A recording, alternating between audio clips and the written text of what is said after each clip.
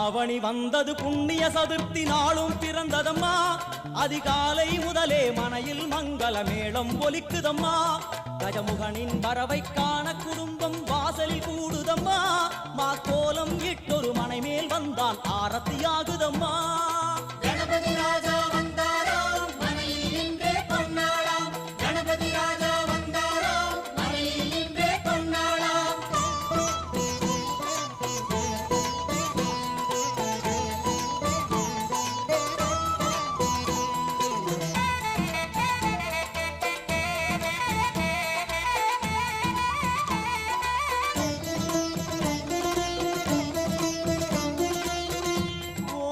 Vinayaka Durga Vinayaka